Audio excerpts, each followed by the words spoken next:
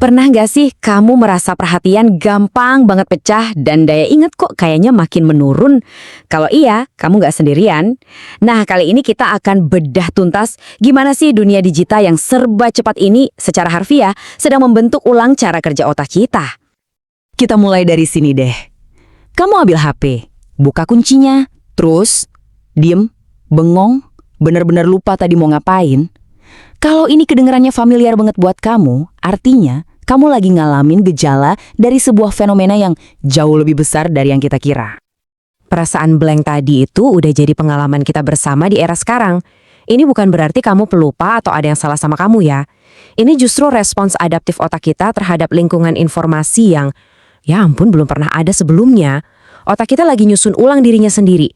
Pertanyaannya, jadinya kayak apa nanti? Oke, sekarang kita selami lebih dalam. Perubahan di otak kita ini bukan kebetulan loh. Ada mekanisme yang kuat banget dan emang sengaja dirancang di balik layar. Tujuannya cuma satu, menangkap dan menahan perhatian kita selama mungkin. Inilah inti dari apa yang disebut ekonomi perhatian.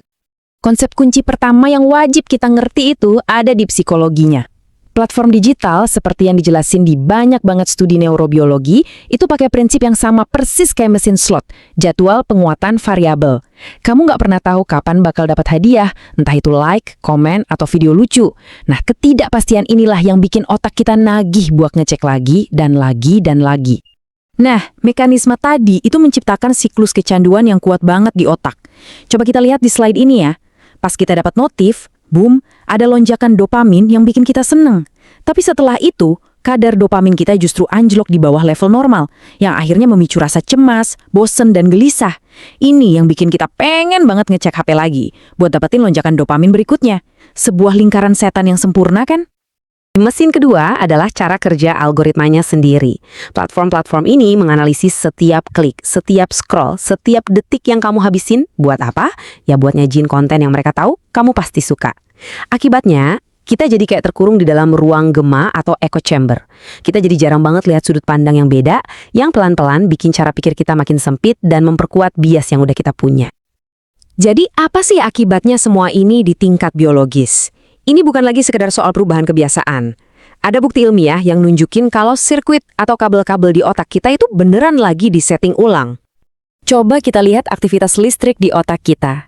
Ada yang namanya gelombang alfa. Ini gelombang yang aktif pas kita lagi rileks dan fokus, tenang. Nah, gelombang ini turun drastis pas kita lagi main media sosial. Sebaliknya, gelombang beta dan gamma yang hubungannya sama stres dan kerja otak yang berlebihan justru jadi dominan. Intinya, otak kita pindah dari mode zen dan fokus ke mode stimulasi berlebihan yang kronis. Dan bukan cuma sinyal listriknya loh, strukturnya juga kena.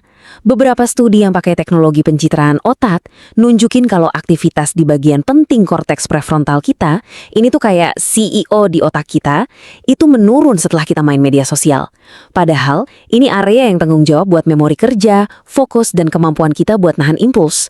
Kalau aktivitasnya turun, ya jangan heran kita jadi lebih susah konsentrasi dan lebih impulsif. Tren terbaru ini makin mempercepat prosesnya. Munculnya video-video pendek macam di TikTok dan Reels itu ngelatih otak kita buat mengharapkan hadiah dalam siklus yang super cepat. Akibatnya apa? Menurut banyak penelitian, kemampuan kita buat mempertahankan perhatian ke tugas yang lebih lama dan kompleks, kayak baca buku atau kerja yang butuh fokus mendalam, itu makin terkikis. Perubahan ini nggak cuma ngaruh ke perhatian kita aja. Dampaknya jauh lebih luas, sampai ke cara kita mengingat, merasakan emosi, dan bahkan cara kita berinteraksi satu sama lain sebagai masyarakat. Kita sekarang ini udah masuk ke era yang disebut para peneliti sebagai amnesia digital. Karena informasi apapun tinggal sekali cari di Google, otak kita secara adaptif mulai males buat nyimpen informasi itu sendiri. Kita nggak lagi nginget apa informasinya, tapi kita nginget di mana cara nyarinya. Angka ini benar-benar bikin kaget sih. Sebuah studi besar dari Kaspersky Lab nemuin kalau 91,2% dari kita, itu hampir semua orang, ngaku kalau mereka pakai internet sebagai perpanjangan eksternal dari otak mereka. Artinya, kita secara sadar dan kolektif udah pasrah dan ngandelin perangkat kita sebagai memori cadangan.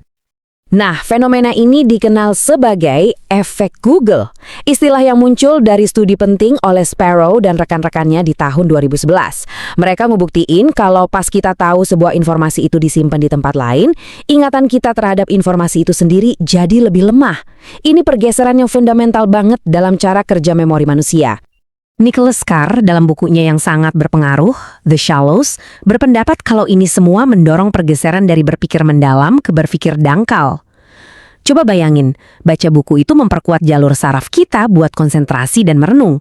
Sebaliknya, scrolling di internet dengan semua gangguannya, itu ngelatih otak kita buat memindai informasi dengan cepat, tanpa pernah benar-benar paham secara mendalam. Oke, setelah kita lihat semua sebab dan akibatnya, pertanyaannya sekarang, terus kita bisa apa? Nah, kabar baiknya adalah kita nggak berdaya loh. Kita bisa ambil langkah-langkah nyata buat ngambil alih lagi kendali atas pikiran kita. Ini dia 3 langkah praktis yang disaranin para ahli. Pertama, jangan buka media sosial tanpa tujuan jelas. Tentukan mau ngapain dan pasang timer buat batasin diri. Kedua, lawan ruang gema tadi secara aktif dengan melatih pikiran kritis. Jangan telan mentah-mentah, cari sumber lain, bandingkan. Dan yang paling penting, ketiga, prioritaskan interaksi tatap muka dan aktivitas yang nggak melibatkan layar. Kasih otak kamu kesempatan buat pulih dan nguatin lagi koneksi di dunia nyata. Pada akhirnya, ini adalah pertanyaan yang harus kita renungkan masing-masing. Dari palu batu sampai internet, alat yang kita ciptakan itu selalu membentuk cara kita berpikir. Teknologi itu nggak pernah netral. Ia selalu mendorong kita ke arah perilaku tertentu. Jadi, sambil kita menjalani masa depan digital ini, kita harus secara sadar memutuskan, baik sebagai individu maupun masyarakat, jenis pikiran seperti apa yang ingin kita kembangkan. Terima kasih sudah menyimak.